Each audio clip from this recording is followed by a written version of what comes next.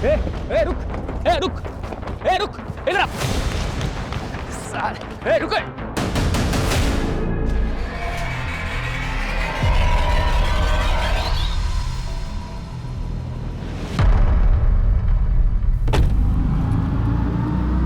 ए रुको, ए पकड़ो पकड़।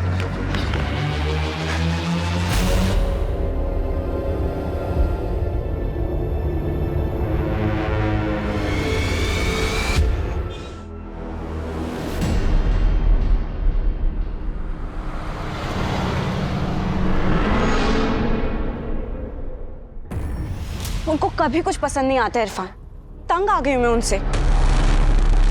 5 नवंबर को पुणे वाले इवेंट में हिना मैडम बिरयानी सप्लाई करने वाली है ना? हाँ तो हम क्या करें, इसमें हमारा क्या भला होने वाला है? फिलहाल तो थोड़ा प्रेशर कम हो सकता है। मतलब ये कि 5 नवंबर को मैं तुम्हें एक स्पेशल तोहफा देने वाला हूँ।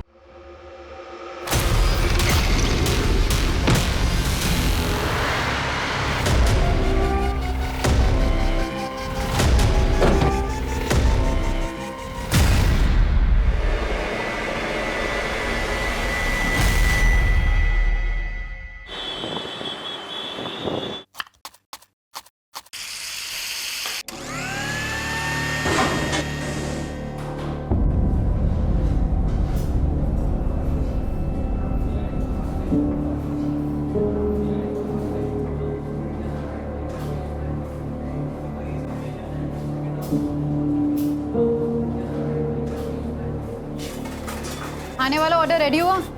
हाँ।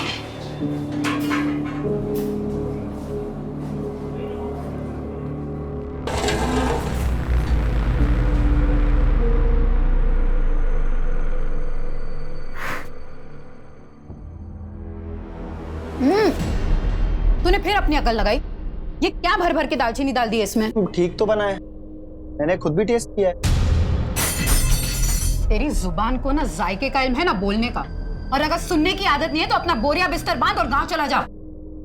थोड़ा केवड़े का डालेंगे तो दालचीनी की हींग कम हो जाएगी। अच्छा, इतना ही पता था तो तू क्या कर रही थी यहाँ खड़े खड़े? कुछ काम के नहीं हो दोनों। और ये बिरयानी भेज के मैं मेरा नाम बर्बाद नहीं करने वाली, ताकि चौराहे पे बांट दो इसको। काम करो अपना।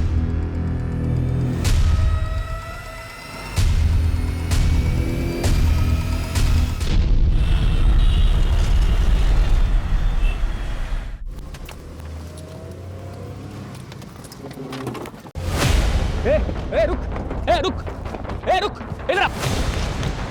साले, ए रुक।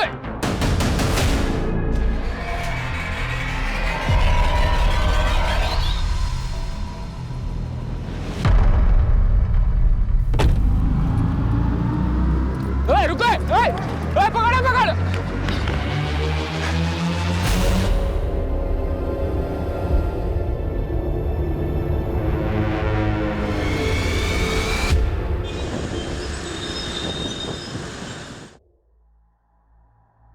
हिना जी, 5 नवंबर को हमारी कंपनी एक बड़ा इवेंट ऑर्गेनाइज करने जा रही है।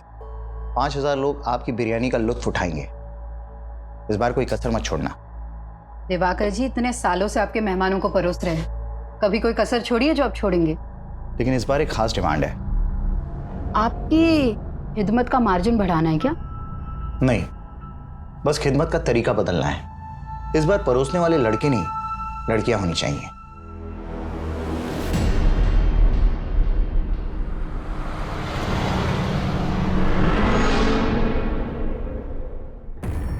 माफ कीजिएगा दिवाकर जी, मैं आपकी डिमांड पूरी नहीं कर सकती। ये मेरे उसूलों के खिलाफ है। हिना जी, अपनी पुरानी सोच का नकाब उतारिए।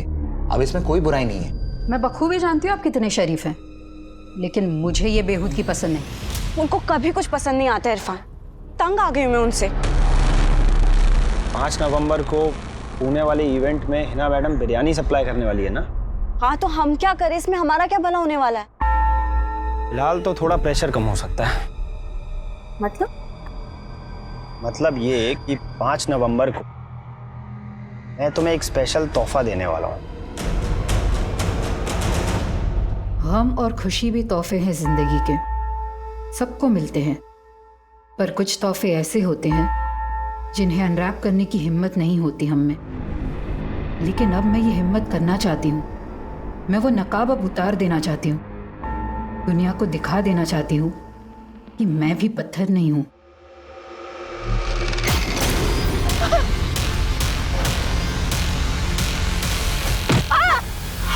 लेकिन जब भी हम जिंदगी को एक सही शुरुआत देने की सोचते हैं तो वो हर बार अपना अंजाम बदल देती है।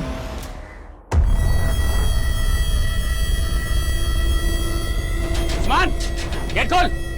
उस्मान, एक मिनट बोल रहा। कौन है आप? कहाँ है तेरा भाई? अरे उस्मान, कहाँ अंदर घुसे जा रहे हैं? अरे ए उस्मान, बाहर निकल। उस्मान नहीं है यहाँ पर। कहाँ है तेरा हिजरा भाई? हैं? साला हमारी गाड़ी लेके भागा है। बोल दे लौटा दे, वरना जो उसके साथ नहीं कर पाए ना, वो तेरे साथ करेंगे। आई समझ? साला हिजड़ा, चल।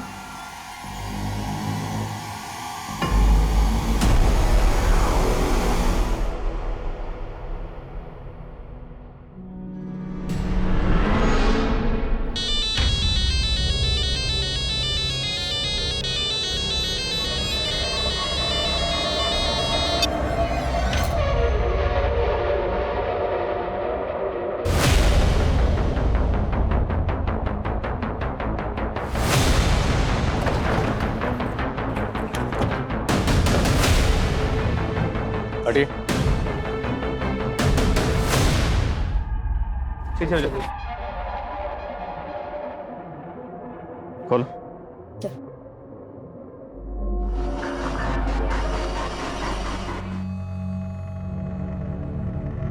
सर, इसके पास फोन पर्स आईडी कुछ भी नहीं है। बॉडी को जिस तरह यहाँ बोरी में डालकर डंप किया गया, कातिल ने इसकी शिनाख्त का कोई क्लू नहीं छोड़ा होगा।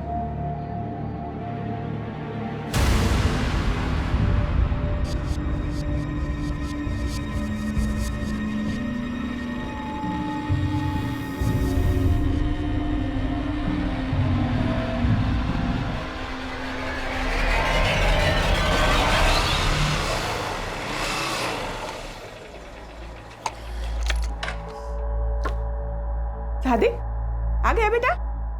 सादिक, ये चोट कैसे लगी तुझे? बाइक फिसल गई थी अम्मी। अरे तो डॉक्टर को दिखा के आता था। उसकी जरूरत नहीं थी। कहाँ गया था तू? कल सुबह से घर से निकला था और अब लौट रहा है। क्यों मरा जा रहा है उस लड़की के लिए?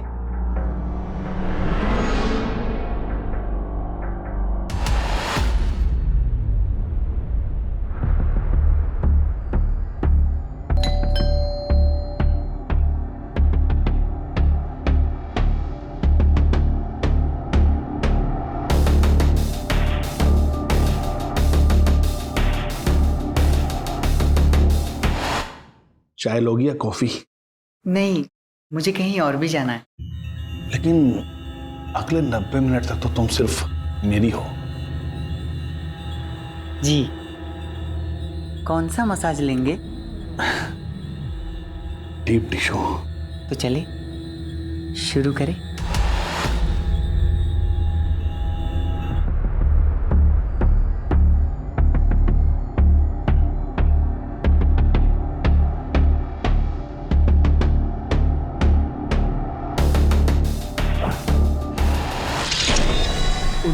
अरे ये मेरा हाथ क्यों बांध रहे? अरे अरे मैंने बुलाया था।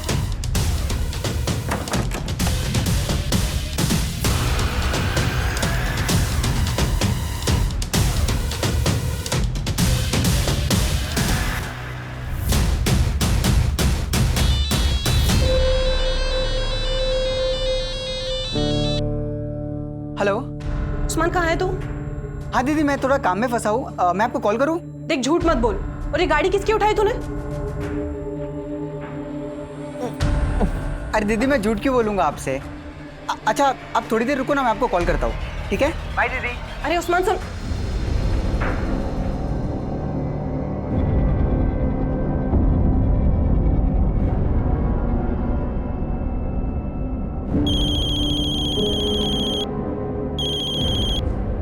हेलो जी, रोशनी बोल रही हूँ। आप कौन? क्या लाश मिली?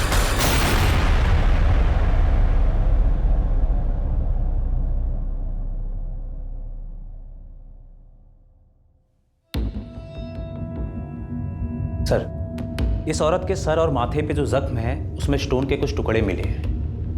मतलब इस औरत के सर पर किसी भारी पत्थर से लगातार वार किया गया। लेकिन इस औरत के नेक बोन में भी फ्रैक्चर है और हत्या गला दबाकर ही की गई और इसकी हत्या तकरीबन 60 से 65 घंटे पहले हुई होगी। 60 से 65 मतलब 5 नवंबर को। रेप के कोई साइन? नहीं सर, ऐसा कुछ नहीं।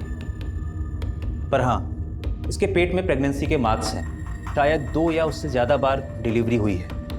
मतलब ये औरत शादीशुदा हो सकती है? जी सर। माँ, बीवी, बहन, बेटी, मैंने औरत की जिंदगी का हर रिश्ता जिया, लेकिन मेरा वजूद हमेशा प्यासा रहा, उस प्यार का जो हमेशा मुझसे छीन लिया गया। मिजाज ही बदल दिया तुमने। पकोड़े जैसी चीज को रोज नया टेस्ट दे देती हो। मेरे अब्बू का हुनर है, कभी जबान तो कभी हाथों में उतर आता है। जुबान तो मैं तुम्हारी पकड़ नहीं सकता, लेकिन इसे मरते दम तक थामे रखना चाहता हूं।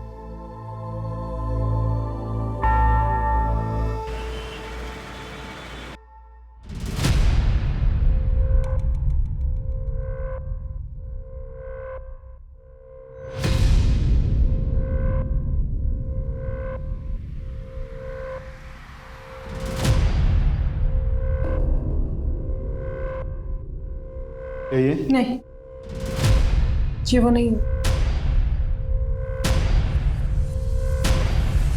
तो महाराष्ट्र के किसी भी पुलिस स्टेशन में कोई ऐसी मिसिंग कंप्लेंट भी नहीं मिली जो इस औरत के हुलिये से मैच करती हो। तो जांच का दायरा बढ़ाना पड़ेगा। आसपास के स्टेट के सभी पुलिस हेडक्वार्टर से कांटेक्ट करो और पुणे आने वाली सभी बस, ट्रेन और फ्लाइट्स के रिजर्वेशन भी चेक करो। और पुणे के सभी ज्वेलर से पता करो ये पायल कहाँ से खरीदी गई और किसने खरीदी।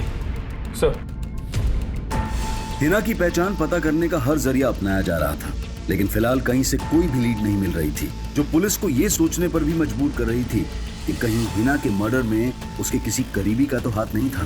फटाफट करो इसको। अरे कितना वक्त लगा रहे हो तुम लोग, फटाफट करो। हाँ दिखाओ, 1 बजे तक डिलीवरी करना है माल। फटाफट काटो बेटा, जल्दी से। और सुनो, हिना नहीं है तो ये मत समझना कि छूट मिल गई है, ढिलाई नहीं होगी कोई। फटाफट काम करो और जो कुछ होगा मेरे हिसाब से होगा यहाँ पे, समझ गए ना? फटाफट करो काम। आदाब, ये क्या बदतमीजी है? आदाब, आदाब, आदाब, दरवाजा खोलो। आदाब, दरवाजा खोलो। आदाब।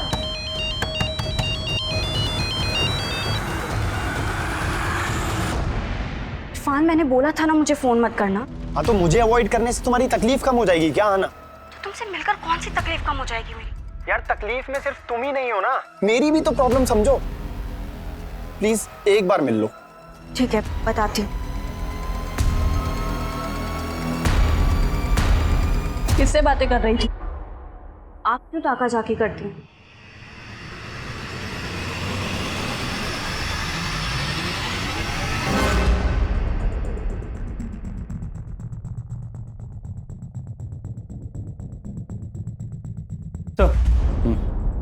सर, कहीं से कोई लीड नहीं मिल रही है और अब शौकरा वाले भी लाश का अंतिम संस्कार करने की परमिशन मांग रहे हैं। उन्हें थोड़ा वेट करने के लिए कहो। मैंने चेक किया, इस पायल का डिजाइन है वो कर्नाटका के मैसूर की स्पेशलिटी है। मतलब चांसेस है कि यह औरत मैसूर की हो सकती है? पॉसिबल है, लेकिन मर्डर हुआ पुणे में। एक काम करो, जिस एरिया में हमें लाश मिली उस एरिया का डंप ट्रक स्टडी करो। हो सकता है मर्डर के वक्त इस औरत का फोन एक्टिव रहा। और मैसूर में ये पता करने की कोशिश करो कि पायल कहाँ से खरीदी हो सकती है। जी सर। पुणे से लगभग 2000 किलोमीटर दूर कोलकाता में रोशनी नाम की एक औरत ने अपने पति की गुमशुदगी की रिपोर्ट लिखवाई थी और उसे लगातार कई लाशों की शिनाख्त के लिए बुलाया जा रहा था। 4 राज्यों तक फैले इस केस में ऐसे कई चेहरे थे जो इस केस को और भी रहस्यमयी बनाने वाले थे, लेकिन फिलहाल पुणे पुलिस कर्नाटका के मैसूर शहर में इस केस की कड़ियां ढूंढ रही थी। लेकिन किसी भी सुनार से यह पता नहीं चल पा रहा था कि वो पायल कहां से बेची गई होगी। वहीं पुणे में क्राइम सीन के एरिया का डंप डेटा भी निकाला जा रहा था। वहीं पुणे से लेकर मैसूर तक के लोकल अखबारों में हिना की तस्वीरें छपवाई गईं और जगह जगह उसके पोस्टर चिपका दिए गए थे। और जल्द ही एक ऐसा आदमी सामने आया जो हिना को जानता था।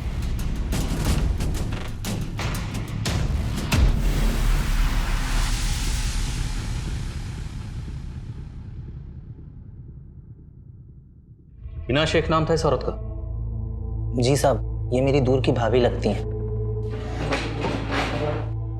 ये हिना शेख यहीं मैसूर में रहती थी? नहीं साहब, इनके शौहर का यहाँ मैसूर में आना जाना लगा रहता था, लेकिन ये दोनों मियाँ बीवी मुंबई के मलाड इलाके में रहते थे। शौहर का नाम क्या है? जलाल शेख, लेकिन काफ़ी सालों पहले जलाल भाई का इंतकाल हो गया था। शौहर का इंतकाल हो गया तो ये हिना शेख मुंबई में कहाँ रहती थी? मलाड में ही। जलाल भाई के इंतकाल के बाद उन्होंने काफ़ी तंगी में दिन काटे। फिर 5 साल पहले इन्होंने अपने अब्बू का बंद पड़ा बिरयानी सप्लाई का बिजनेस फिर से शुरू कर लिया। उस दौरान उन्होंने मुझे भी अपनी मदद के लिए मुंबई बुलाया था। अभी आपका काम तो चल पड़ा, इस बार पिछले महीने से भी ज़्यादा प्रॉफिट हुआ है। अच्छा, इसमें आपकी भी मेहनत है। ये लीजिए आपका हिस्सा। अरे भाभी, ये तो बहुत ज़्यादा है। बहुत ज़्यादा नहीं है, रख लीजिए मुश्ताक भाई। लेकिन साहब, 2 साल पहले मैं वापस मैसूर आ गया। काफ़ी वक्त से उनके कांटेक्ट में नहीं था, लेकिन यहाँ उनके बारे में पता चला तो सुनकर बहुत धक्का लगा। लेकिन हिना का मुंबई में कोई और रिश्तेदार तो होगा? जी साहब, हिना भाभी की एक बेटी और एक बेटा भी है, आहना और आदाब। एज? बेटी की उम्र 15-16 साल और बेटे की 10-11 साल होगी। इन 2 बच्चों के अलावा और कोई रिश्तेदार है साहब? हिना भाभी की सास भी है, आतिया शेख, और उनका देवर सादिक शेख। वो दोनों बोरीवली में कहीं रहते हैं। और हाँ, उनका एक बड़ा भाई भी है, अनवर बेग।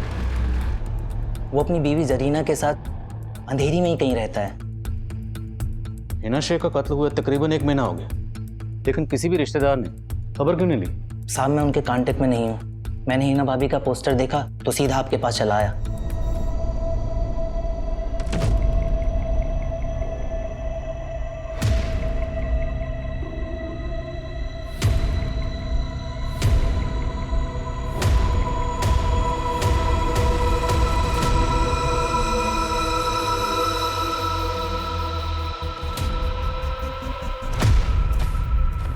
आपको गलतफहमी हो रही है सर। हमने तो हिना की गुमशुदगी की रिपोर्ट भी लिखवाई थी। कौन से पुलिस स्टेशन में? जी, मलाड पुलिस स्टेशन में। FIR भी लिखवाई है सर, ये देखिए। आपने FIR में लिखवाया कि हिना 5 नवंबर की सुबह नासिक गई थी? हाँ, वो आना से नासिक के बारे में बोल के निकली थी। लेकिन हमें हिना की लाश यहाँ 6 नवंबर को पुणे में मिली। हिना पुणे क्यों आई होगी? यहाँ कोई है जिससे मिलने आई होगी? सर, पुणे में LNC नाम की एक इवेंट कंपनी है। अम्मी इनके इवेंट्स में बिरयानी सप्लाई करती थी। 5 नवंबर का भी ऑर्डर था, पर घर से निकलते वक्त अम्मी बोली कि वो नासिक जा रही है। आदा, बेटा मुझे काम से नासिक जाना, आने में देर हो जाएगी।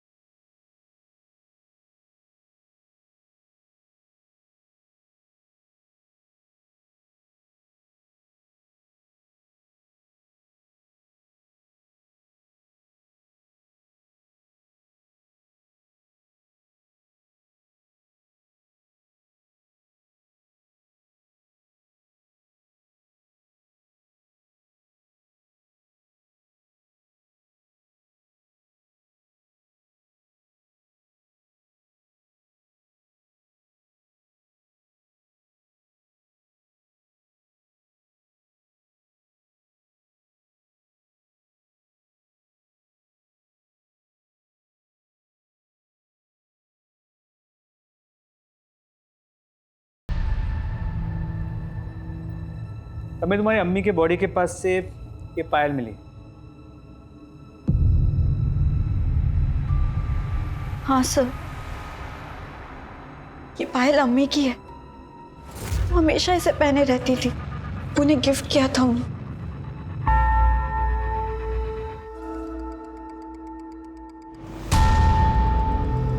सर, क्या मैं ये पायल ले जा सकती हूँ?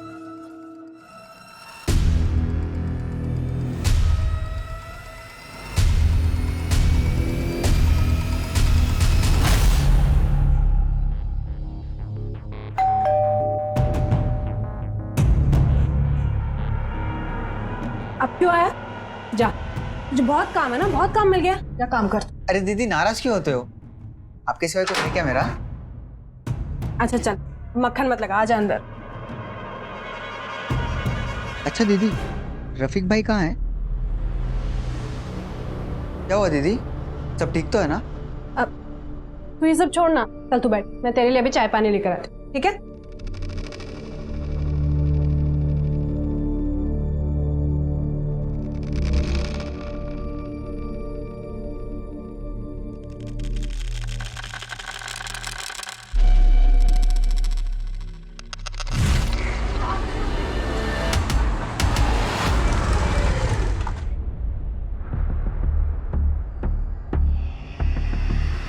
उस्मान रुक, उस्मान।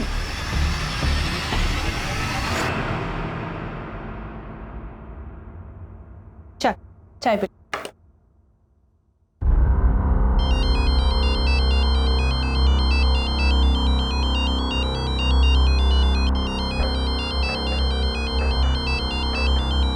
तो चाय पी, मैं आती हूँ। हेलो, हाँ जी बोलिए। बंका? जी नहीं, मैं किसी बंका को नहीं जानती इंस्पेक्टर साहब।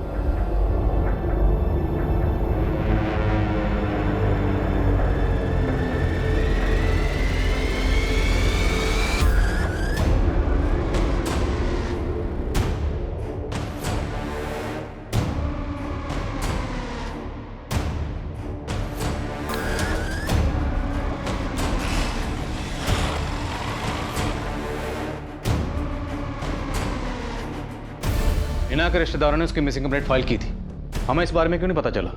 तो चूक लोकल पुलिस की, शायद उन्होंने ध्यान नहीं दिया। हमने हिना की फोटो को सर्कुलेट कर रखा है, तो उनसे बात करके ऐसा लगा कि शायद उन्होंने हिना को ठीक से ढूंढने की कोशिश भी नहीं की है। पर अब हमें कोई चूक नहीं करनी, हमें किसी भी कीमत पर हिना के कातिल को ढूंढना है। हिना 5 नवंबर को अपने घर से बेटी को ये कह के निकली कि वो नासिक जा रही, जबकि हमें हिना की लाश 6 नवंबर को पुणे में मिली। मामला कुछ समझ में नहीं आ रहा।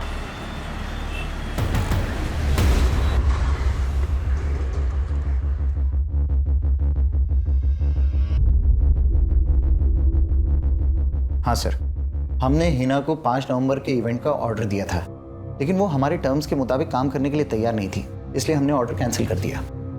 लेकिन ऐसी क्या टर्म्स थी आपकी जो आपने इतने पुराने वेंडर का ऑर्डर कैंसिल कर दिया? सर दरअसल हिना अचानक से अपना प्राइस बढ़ाने लग गई, इसलिए हमने उसका ऑर्डर कैंसिल किया और दूसरे को ऑर्डर दे दिया। आपने ऑर्डर कैंसिल कर दिया था तो हिना पुणे क्यों आई थी? सर वो मैं कैसे बता सकता हूँ। गिनवा के रखो उसको पूरा, और भर के रखना इसको ना, संभाल के, ठीक है? खाना बेटा, मैंने बोला था ना सब संभाल लूंगा मैं। अब तुम घर जाओ, बिल्कुल फिक्र मत करो, अपना और आदाब का ख्याल रखना। अच्छा, एक और जरूरी बात थी, कंपनी का जो अकाउंट है उसका नेट बैंकिंग का पासवर्ड क्या है? तो वेंडर लोग के फोन आ रहे हैं बार बार पेमेंट के लिए।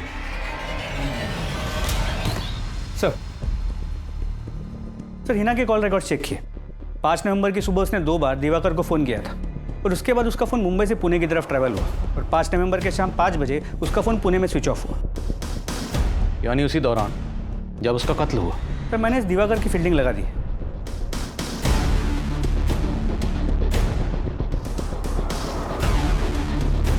और सर इस दिवाकर के बारे में कुछ पता भी चला है। करीब 1 साल पहले इसने हैदराबाद में एक इवेंट किया था जहाँ पर रेड पड़ी थी।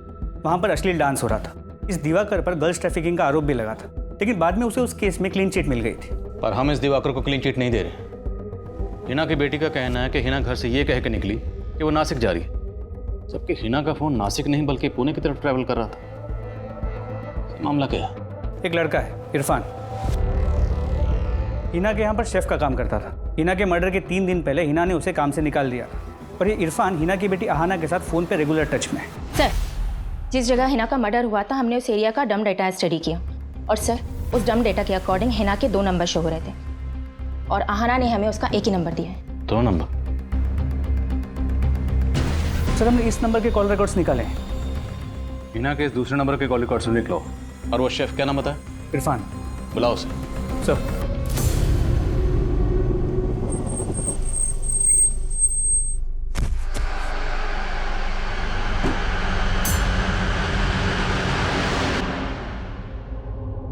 सर मानता हूँ कि हिना मैडम ने मुझे जॉब से निकाल दिया था, लेकिन मैंने कुछ नहीं किया है। जॉब से क्यों निकाल, ये नहीं बताएगा?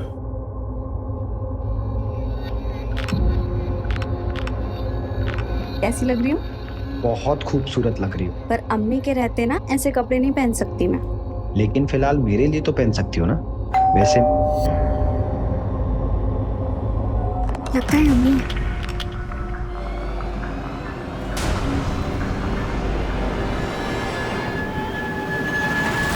इतनी क्यों देर कर दी तुमने? अम्मी वो मैं वॉशरूम में थी। अच्छा,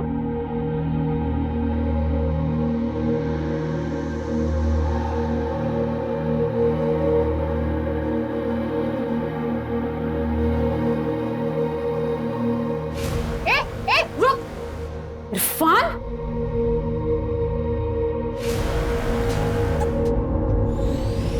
सर दरअसल हिना मैडम को मेरा और अहाना का मिलना पसंद नहीं था, बस इसीलिए उन्होंने मुझे जॉब से निकाला था। फिर तूने क्या किया? सर सच में इरफान ने कुछ नहीं किया। फिर तुमने हमसे झूठ क्यों बोला? तुम्हारी अम्मी नासिक गई थी, जबकि 5 नवंबर को तुम्हारी अम्मी पुणे में थी। सर अम्मी मुझे नासिक का ही बोल के गई थी। बेटा मुझे काम से नासिक जाना, आने में देर हो जाएगी। तुम्हारी अम्मी के पास ये एक और नंबर था जो हमने ढूंढ के निकाला। ये नंबर तुमने हमें क्यों नहीं दिया? अम्मी एक ही नंबर यूज करती थी सर, इस नंबर के बारे में मुझे नहीं पता है। अहाना के अलावा हिना का भाई अनवर, भाभी जरीना, ड्राइवर सादिक और सास आतिया, कोई भी हिना के इस दूसरे नंबर के बारे में नहीं जानते थे। सवाल यह है कि हिना अपने इस दूसरे नंबर के बारे में अपने घर वालों से सीक्रेट क्यों रखेगी? कहीं घर वालों में से कोई कुछ छुपा तो नहीं रहा?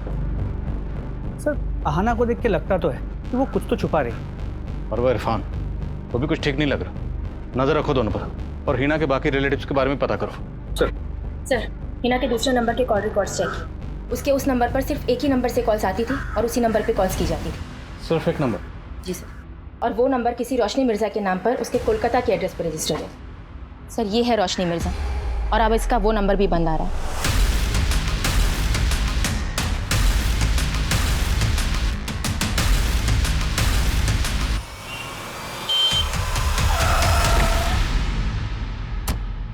सर आप जिस रोशनी मिर्ज़ा से मिलने आए हैं उसने करीब 1 महीना पहले 3 नवंबर को अपने पति रफीक मिर्ज़ा की मिसिंग रिपोर्ट फाइल की थी, और कुछ दिन पहले हमें रफीक की लाश मिली थी।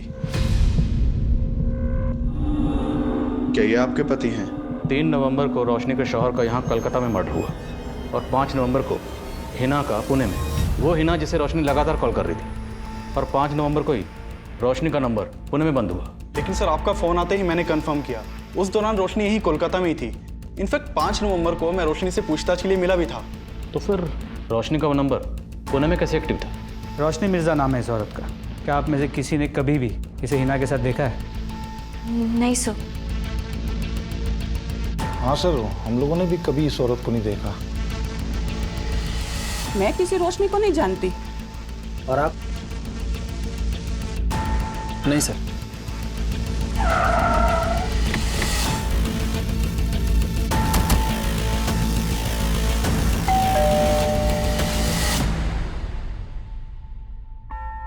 सर मैं ऐसा कोई नंबर इस्तेमाल नहीं करती थी, ये मेरा नंबर नहीं है।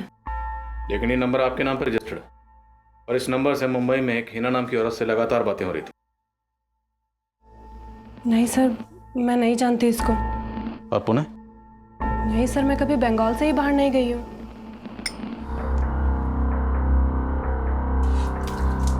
क्यों उस औरत के गम में अपनी जिंदगी बर्बाद कर रहा है, और साथ में मेरी भी? उसी के गम में पी रहा हूँ अम्मी। अगर उसने मेरे जज्बात को समझा होता तो आज उसका ये हश्र नहीं होता। सादिक, तूने तो उसका ये हाल नहीं किया। जिस दिन हिना की मौत हुई उस दिन तू भी तो यहाँ नहीं था।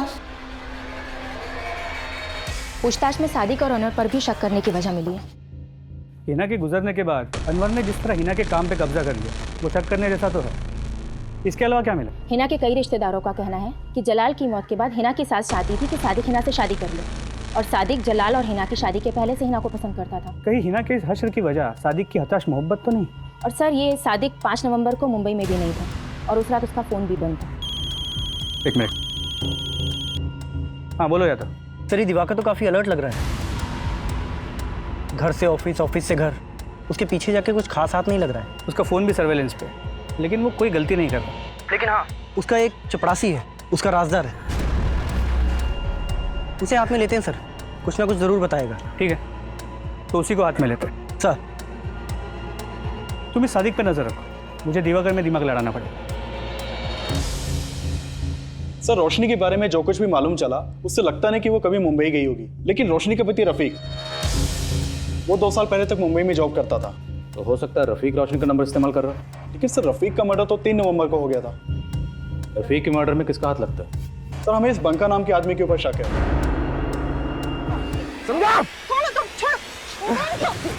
समझ जा, लाश मारने। सर, रोशनी ने हमें इस झगड़े के बारे में बताया था। सर, रोशनी बंका का नाम नहीं जानती थी, लेकिन उसने बंका की फोटो से उसे आइडेंटिफाई किया था और ये बंका 3 नवंबर से ही फरार है। इस बंका के अलावा और कोई सस्पेक्ट? जी सर, हमें रोशनी के छोटे भाई उस्मान के ऊपर शक है। सर, जब से रफीक का मर्डर हुआ है, ये उस्मान भी गायब है, लेकिन रोशनी नहीं मानती कि उस्मान रफीक का मर्डर करेगा। तो फिर ये उस्मान गायब क्यों है? सर, फिलहाल तो इसका कोई लीड नहीं मिला है, लेकिन हम उस्मान की तलाश कर रहे हैं। कहीं ऐसा तो नहीं है उस्मान ही अपनी बहन का दूसरा नंबर इस्तेमाल कर रहा था और रोशनी झूठ बोलकर इसे बचा रही है?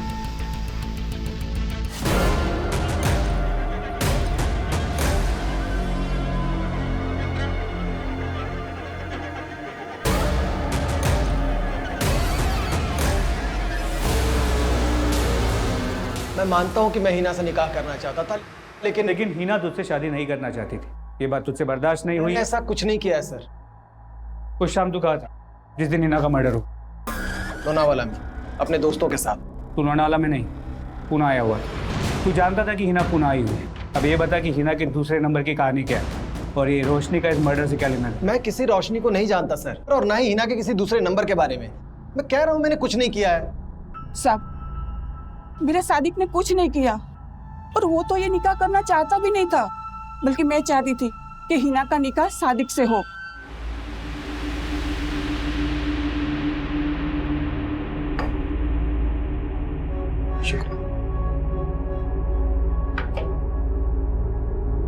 देख बेटा, जलाल के जाने का गम कभी नहीं भरेगा, पर मैं तुझे और तेरे बच्चे को ऐसे मायूस नहीं देख सकती। और मेरे कहने पर सादिक तुझे अपनाने को तैयार है। निकाह कर ले इससे। ये आप क्या कह रही हैं अम्मी? सादिक मेरे भाई जैसा है।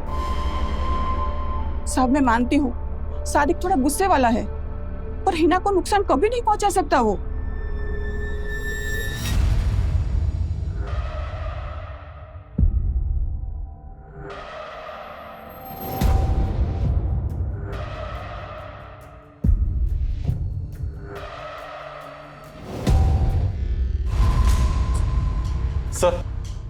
सर, आप मान रहे थे कि उस्मान रोशनी का दूसरा नंबर यूज कर रहा होगा, लेकिन यहाँ तो उस्मान का भी मर्डर हो चुका है। उस्मान का मर्डर? जी सर। 6 दिन पहले करीमगंज पुलिस को हाईवे के पास उस्मान की लाश मिली थी। ये देखिए।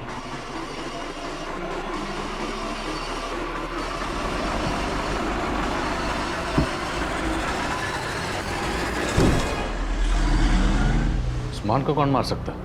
सर, फिलहाल इसकी तो कोई लीड नहीं मिली है, लेकिन एक चौंकाने वाली बात पता चली है कि उस्मान किन्नर था। किन्नर? जी सर, किन्नर के भेष में लुटेरा। ये देखिए सर, जिन लोगों को लूटता था उनके सामने औरत बन के जाता था।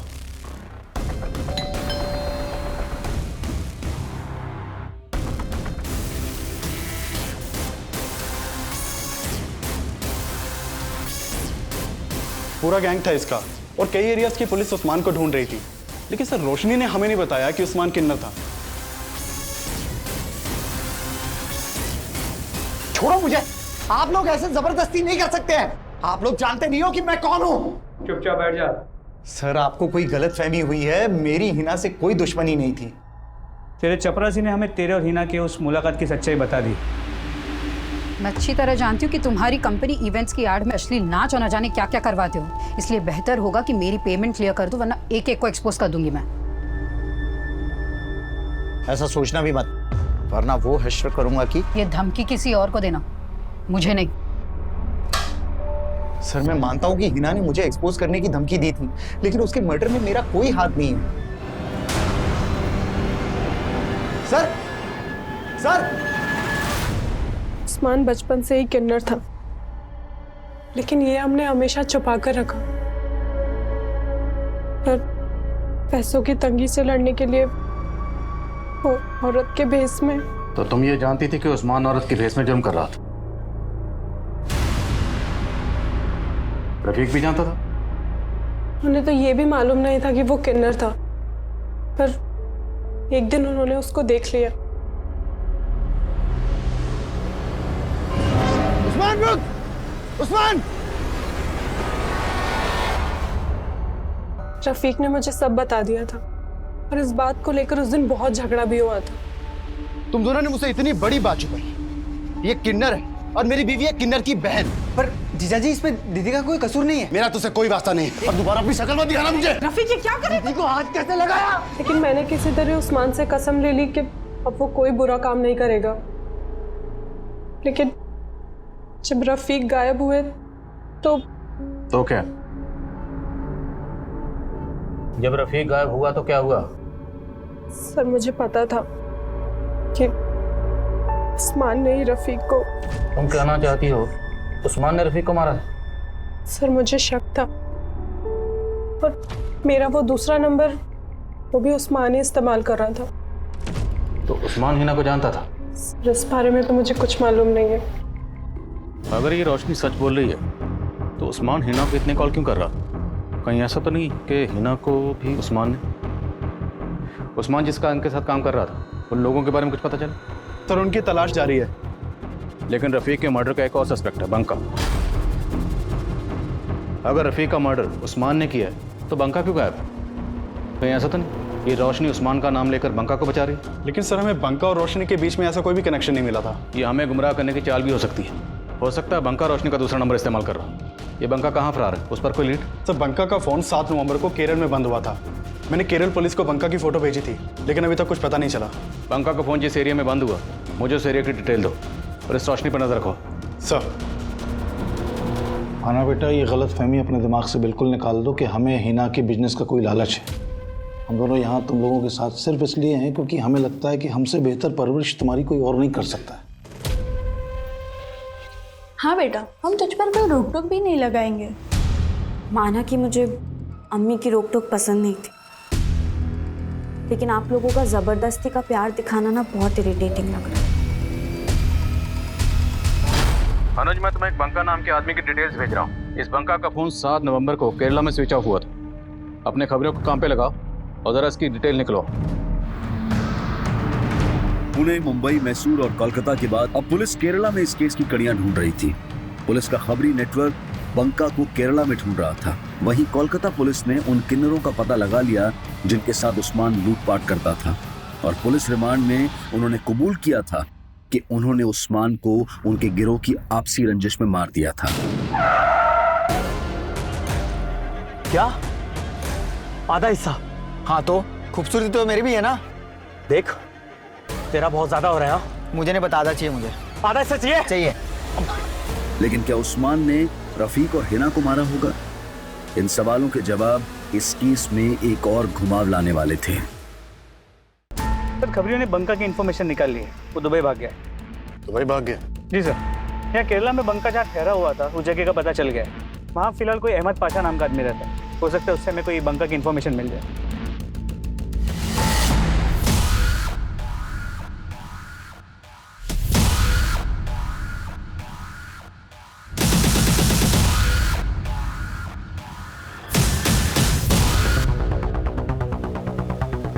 सर हो सकता है यही अहमद पाशा, बंका यही रहता था।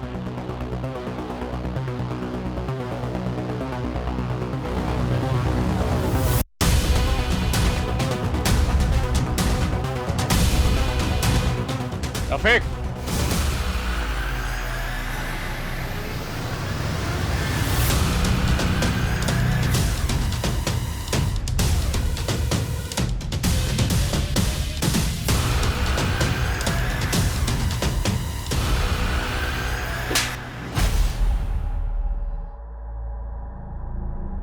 तू और तेरी बीवी तो बड़े शातिर निकले। तेरी बीवी बोल रही थी कि तुझे उस्मान ने मार दिया, लेकिन तू वहां चुप के बैठा हुआ था। अपनी बीवी के नंबर से हिना को तू ही कॉल करता था ना? नहीं सर, सिर्फ मैं ही नहीं, हिना भी मुझे कॉल किया करती थी। 2 साल पहले तक मैं मुंबई में जॉब कर रहा था। हिना की बिरयानी अक्सर मेरे ऑफिस में सप्लाई हुआ करती थी। हिना, ये लीजिए आपकी पेमेंट का चेक। शुक्रिया। शुक्रिया तो मुझे भी कहना चाहिए, आपकी बिरयानी वाकई बहुत लजीज है। फिर हम अक्सर मिलने लगे। जलाल को खो देने के बाद मैंने अपनी जिंदगी को एक दायरा दे दिया था। सोचा सिवाय अपने बच्चों की खुशी के और कुछ नहीं सोचूंगी। हिना, तुम्हें भी अपने बारे में सोचना चाहिए। मैं भी अपने बारे में अब सोचना चाहता हूँ। तुम कहना क्या चाहते हो रफीक? देखो, हम दोनों एक दूसरे से बहुत प्यार करते हैं। क्या तुम नहीं चाहती कि हम दोनों की शादी हो? मैं तुम्हारी फीलिंग्स की रिस्पेक्ट करती हूँ रफीक, लेकिन मैं शादी नहीं करना चाहती।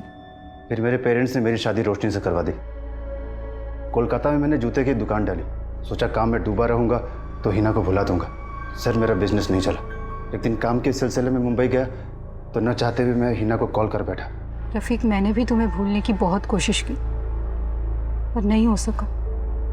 मैं अब तुम्हें मेरी जिंदगी से दूर जाने नहीं दे सकती। हम दोनों पर अजीब सा पागलपन सवार हो गया था। हम दोनों और ज़्यादा मिलने लगे। इतना ही नहीं, वो मेरी पैसों से भी मदद करने लगी, लेकिन मेरी बीवी का नाम सुनते ही वो बौखला जाती थी। तुम मुझसे प्यार करते हो या अपनी बीवी से? बीवी तो मैं तुम्हें ही बनाना चाहता था, लेकिन तुमने मेरा प्यार कहाँ समझा? रफीक, मैं मानती हूँ कि मेरी गलती थी, लेकिन अब मैं तुम्हें खोना नहीं चाहती। तुम अपनी बीवी को छोड़ दो। अच्छा, तुम छोड़ सकती हो अपने बच्चों को मेरे लिए? ठीक है, हम अब नहीं मिलेंगे, लेकिन तुम्हें वो मेरे सारे पैसे वापस करने होंगे जो तुमने मुझसे लिए थे, वरना तुम्हें मोलेस्टेशन के चार्ज में अरेस्ट करवा दूंगी। उसका वो रूप देखकर मैं हैरान हो गया। मैं भी उससे छुटकारा पाने का एक रास्ता निकाल लिया। तुमने इस सब के बारे में अपनी बीवी को बताया और तेरे इस प्लान में तेरी बीवी भी शामिल हो गई। सर, रफीक तो मुझे किन्नर की बहन बोलकर हमेशा छोड़ने के ताने देते थे, लेकिन फिर अपने और हीना के रिश्ते की सच्चाई बताकर भी मेरा साथ हमेशा देने का वादा भी किया। सर, रोशनी साथ हो गई तो मैंने हीना को कॉल करके झूठ मूठ का बोला कि रोशनी मेरा साथ छोड़ने के लिए तैयार। इसके बदले उसे 5 लाख रुपए चाहिए। हीना मान गई और मैंने बंका को भी साथ में ले लिया। और बंका भी तैयार हो गए? सर, मुझे बंका का उधार देना था और उसे उन पैसों से दुबई जाना था, तो मैंने बंका पर प्रेशर डाला कि तू मेरा साथ दे। हीना 5 नवंबर को 5 लाख रुपए लेकर मुझसे मिलने पुणे आ गई। ये लो।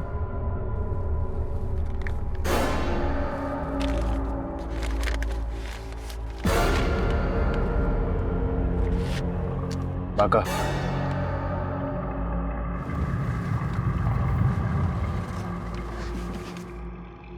गाड़ी क्यों रुकवाई तुमने?